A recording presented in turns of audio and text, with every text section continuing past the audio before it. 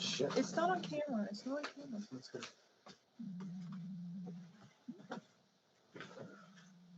I gotta go. They just turned you on. Shit. It's not on camera. It's not on camera. That's good.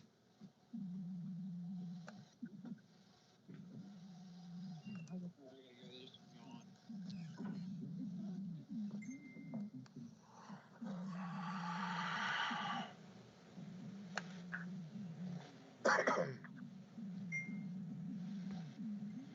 Before we get started, would everybody do me a solid favor and mute themselves? Or I can try to mute all. Let me see. Can you all hear me? Give me a thumbs up. Started with everybody do me a solid Yes. favor and mute themselves. Or I can try to mute all. Let me see. That's better. Can you all hear me? Okay. Give me a thumbs up. Perfect. Yes. Or I can try to mute all.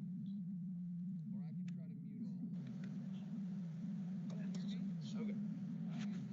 Why doesn't that camera work? I don't know. All right.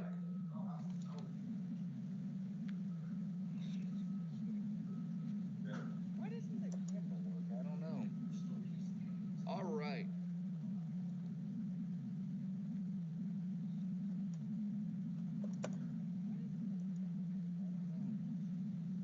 All right. Everybody, thank you for being taking the time this morning to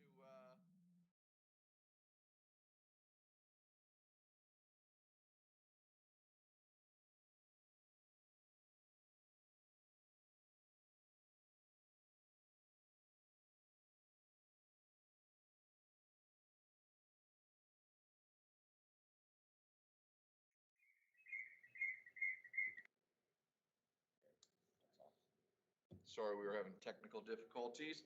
The normal rules of conduct and procedure will apply. We expect everybody to conduct themselves professionally and in a courteous manner. I will call on each of you, and you will have 2 minutes. I'll be somewhat lenient, but would ask, I'll give you kind of the warning and then ask you to wrap up, and then give you a chance to kind of wrap up your remarks. We do stream this live, so it's accessible through our YouTube portal online. So everything today is in the public atmosphere, if you will. And due to the number of people, again, we'll be doing 2 minutes each. And I will gently notify you when your time has expired and ask you to wrap up. Are there any questions from any of the members? We have members of the Committee on the Judiciary here in the committee room with us this morning, and I'm sure we have folks that are watching over the YouTube channel. So with that, we'll go ahead and get started. The first person I will call the individual that is that's first to speak, or that's next to speak, and then the one that's following. So the first to speak this morning is Ryan Frankenberry, followed by Selena Vickers.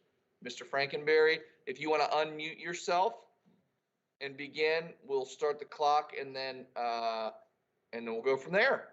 It's all yours. Good morning. Thank you, Delegate Capito, for hosting. Cannot hear you. Can you hear me? Or I can't hear you, at least. Hello?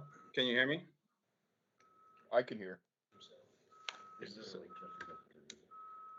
it on? I think folks on this end can hear me. I can hear you now. When you don't turn your speaker on, you can't hear, right? Golly. Fair enough. All right. Thank you, Delegate Capito, for hosting this public hearing. I have to be honest, I signed up at the very last minute and am still unsure why we're even having this public hearing and why the need for this bill.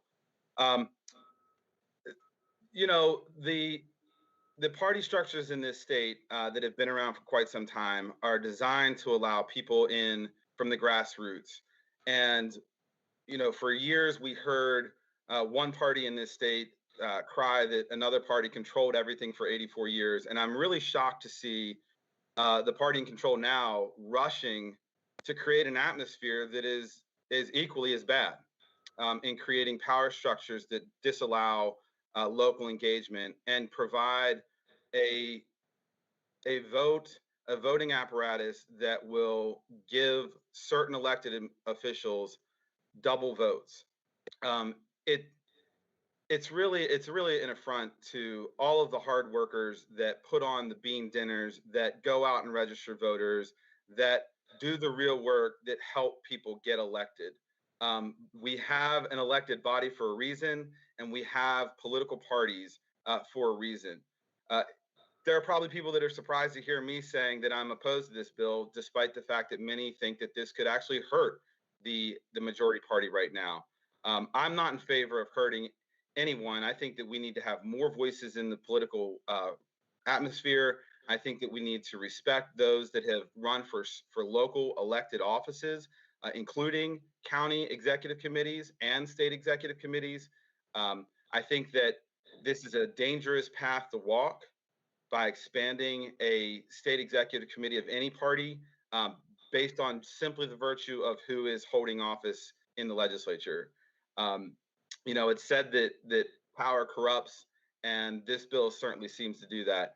I urge Republicans, Democrats, and nonpartisan West Virginians to call their legislators and just simply say that this is too much. We also understand, that this is likely in retaliation for what happened at the recent state executive committee. Thank you, Mr. Frankenberry, if you'd please wrap up your remarks. Yeah, thank you, Delegate Capito. I will. I just want to say that, we just saw how important it is that the public have access to our political processes. And this is not the way to go by stifling that and by taking and putting more power in fewer hands.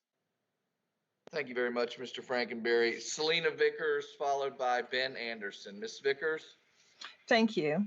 I'm Selena Vickers, and I have been focused along with some other grassroots reformers trying to reform the West Virginia Democratic Party for the last several years. And just this past Monday, the grassroots was able to convince the West Virginia Democratic Party to revise their bylaws to include more grassroots and diverse people. It was a major accomplishment. I strongly oppose this bill. This is nothing more than a blatant power grab. The current law allows for 2 men and 2 women from each of the 17 Senate districts. That's 68. The executive committee can then the current law allows them to add 3 more from the state at large, and then they can add ex officio positions as well. If all of the House delegates and senators of their party are automatically members, it would drown out the voices and, more importantly, the votes of the other committee members. And I suspect that that is the point. It is no secret that Republicans and Democrats legislators vote together almost always in a block. If passed, this bill would effectively make the party legislative caucuses the decision-making body of the parties. This is legislators attempting to stack the deck solidly in their favor, and it's despicable. And not only is getting on enough, they want to have more than one vote. In some cases, what happened to one person, one vote?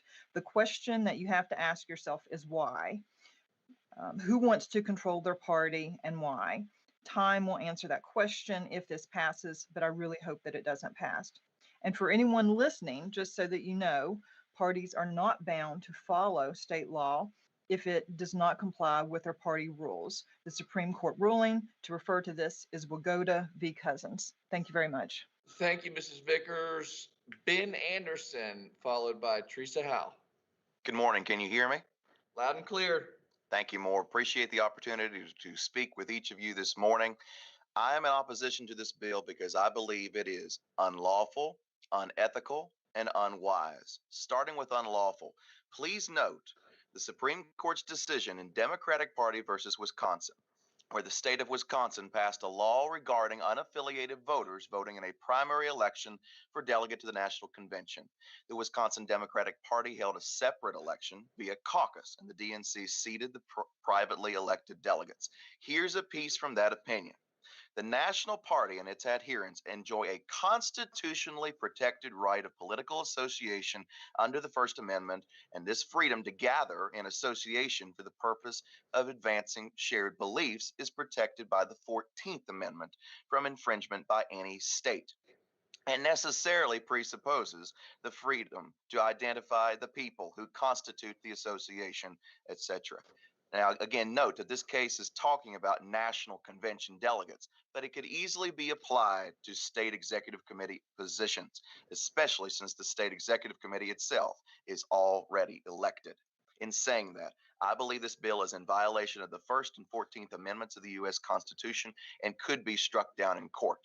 A political party's choice among the various ways of determining the makeup of a state's voting body is protected by the Constitution. This would be government overreach at its finest. As for unethical, if legislators want to have a say on the party executive committee, they should run for the position in the already defined procedure by law. Many legislators have already done as such. I have no problem with legislators being on their state political party executive committee, but I do have a problem with legislators undergoing a hostile takeover of a semi-private organization. And finally, unwise. This would mean that the grassroots of both the Republican and Democrat parties, the people who got you guys elected in the first place by raising money, door knocking, and putting their boots on the ground, would have a small minority stake and say in the governance of the parties. State code is already too invasive in state party dealings. In saying this, I rest my case, ask you to vote down this bill. Please vote on this bill based on principle Thank rather you, than Mr. Anderson. retribution. I'd ask you to Thank wrap you. up your remarks. Thank you. Teresa Howe, followed by Lisa Ramey. Thank you, Chairman Capito and delegates for holding this hearing and providing the opportunity to speak on this bill. I am attending and speaking in opposition. I'm here to address the practicality of the bill. This bill will almost double the size of the Republican State Executive Committee. There are many factors to consider.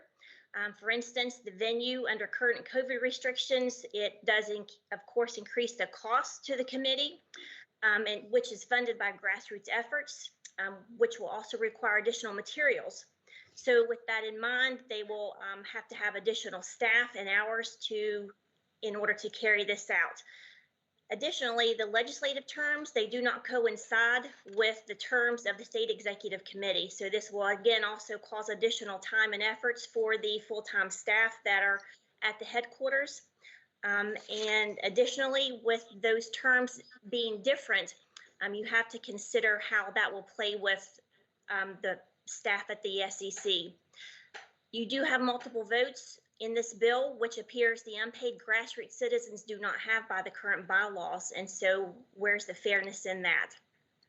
Attendance is necessary for quorums. So if you have this meeting that takes place during the session in which taxpayers trust you have placed your undivided attention to, and this session will be held somewhere within the Northern Panhandle or Eastern Panhandle where it's difficult for you to attend, you're going to have to send somebody for a proxy. So in practicality, 34 Republicans can attend and take 2 proxies each. So who's going to be running the legislative session? So how many times have we seen quorums that have not been met from attendance where members are not able to attend? If you take that into a factor, then you can actually shut down the business of the State Executive Committee.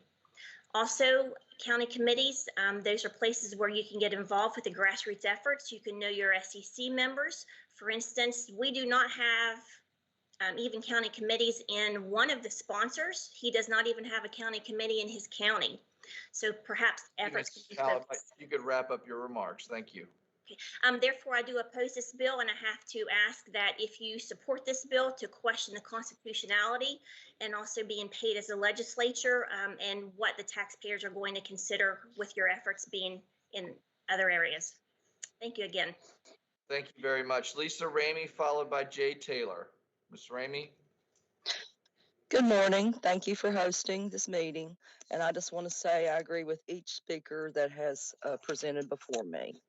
I am strongly opposed to this bill due to many factors that have already been talked about. I just have a few comments.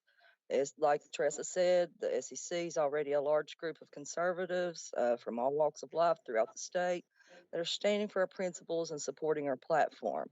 I feel these people will be ousted out and the legislators will try to take control. I think the bill is unlawful and unconstitutional, as Mr. Anderson stated. And we are an independent corporation separate from the government. And as Republicans, we are opposed to larger government. So I am also opposed to automatic membership to the body of the SEC. I don't feel that's a fair thing at all to the citizens of our state. It could prevent concerned citizens, the ability to be on the SEC. And the state code already allows the SEC the ability to enlarge the group, as Ms. House stated. It puts more power into the legislators' hands and it takes votes away from the grassroots people. Thank you for hosting, and I'm asking you all to please do not support this bill. Thank you. Thank you, Ms. Ramey. Jay Taylor, followed by Donna Holstein. Mr. Taylor? Thank you, Mr. Chairman. Hello, my name is Jay Taylor, and I'm a member of the Republican Executive Committee, both as county chair and as an elected member from the 14th Senatorial District. Opposition to this bill confuses me greatly. It's almost stunning that our elected officials aren't members of the Executive Committee. The sole purpose of the Executive Committee is to help our elected officials. In Taylor County, we work vigorously to get candidates elected up and down the ballot, and then once they take office, help facilitate communications between their constituents, other office holders, the media, and the public in general. With our county committee, our elected officials are considered members of our committee and know they have a friend who will help them communicate their goals and work with them to make their goals accomplishments. We need this kind of attitude in the state executive committee, which this bill will allow. When county chairs were made part of the executive committee, opponents voiced similar arguments against the proposal that you've heard today. But after several years of the chairs being on the committee, the communication has improved and the outreach is better. This mutual respect is what is needed to help get the state executive committee and elected officials working together better. You've also heard today that this bill is unconstitutional. However, the state committee exists because it is created by the state legislature, and the state legislature already determines its composition, so making a change is within the purview of the legislature, constitutional, legal, and a welcome change. Some here today will vigorously oppose this bill, saying that it will diminish the influence of the grassroots. I say the direct opposite. Hearing from more of our elected officials and having deeper communication on all levels is vital to a smoothly running system. I encourage passage. Thank you, Mr. Taylor. Donna Holstein, followed by Beth Block.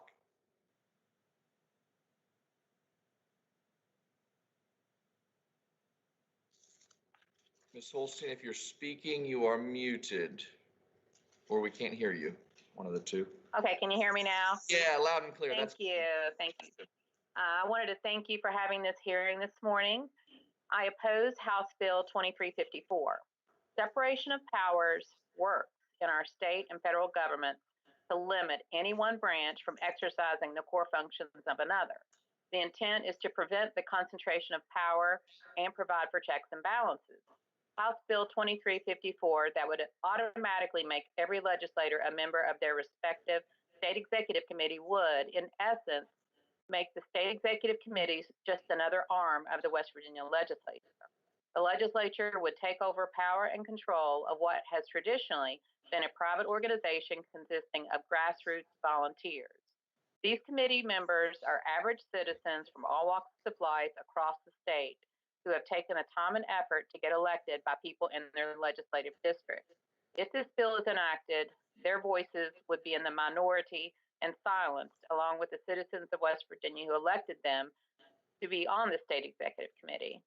During the last election, West Virginia Republican State Executive Committee members worked tirelessly without pay to help elect a supermajority in the House, the Senate, and the governor's race, but would now be thrown aside as the people they helped get elected take control.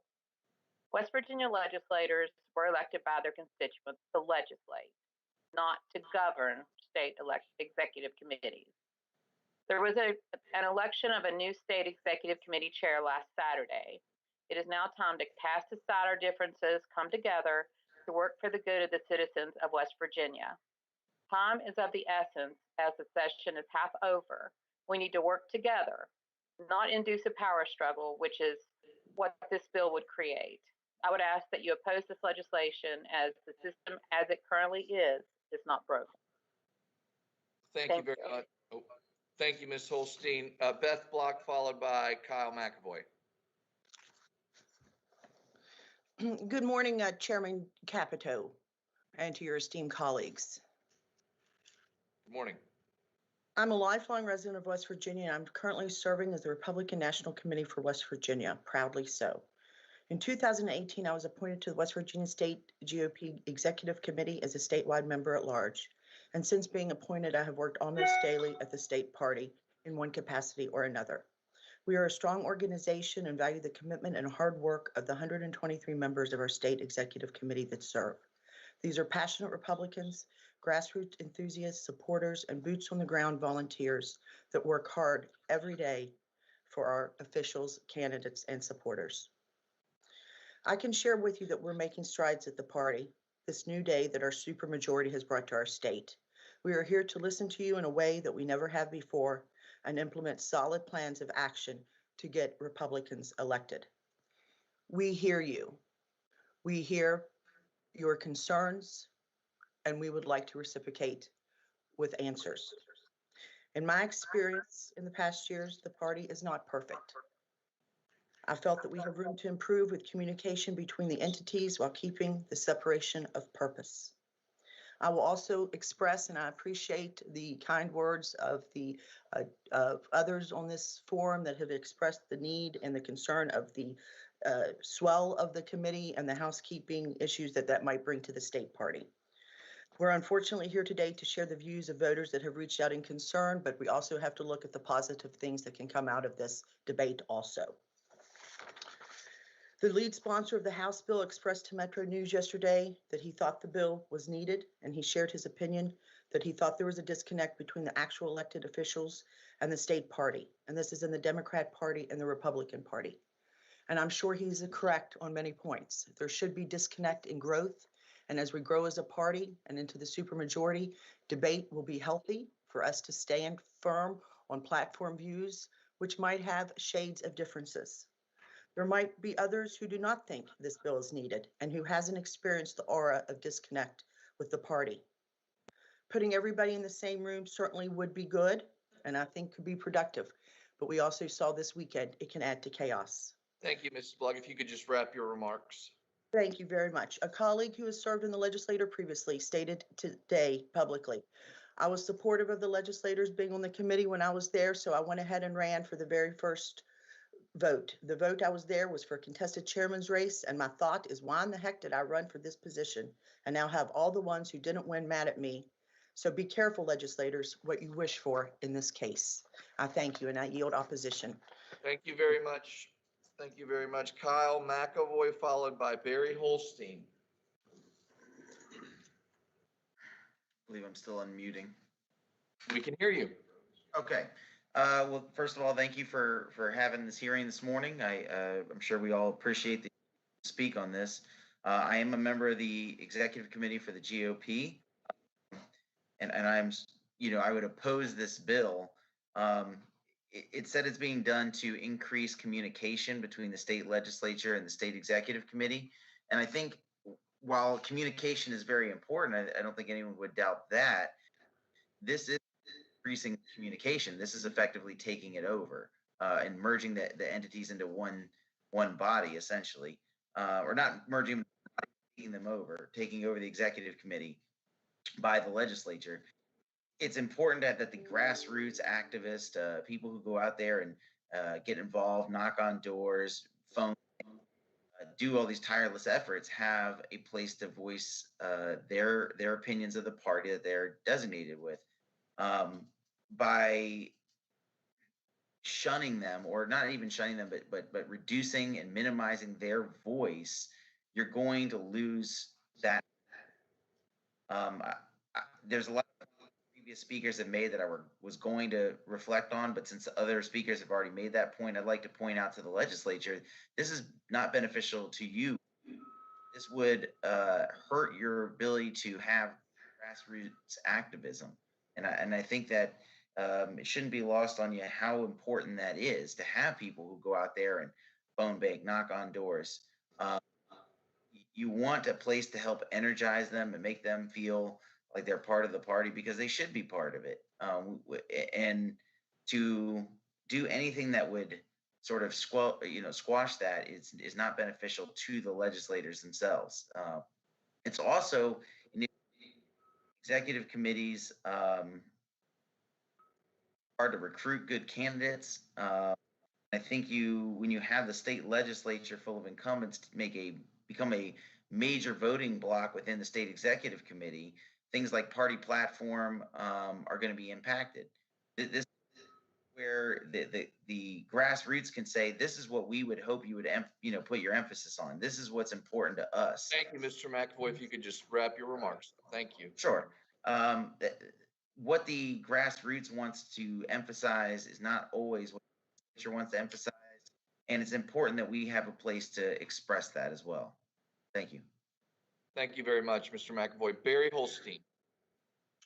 Good morning, Chairman Capito, and thank you for holding this hearing and providing the opportunity to speak on this bill. My name is Barry Holstein.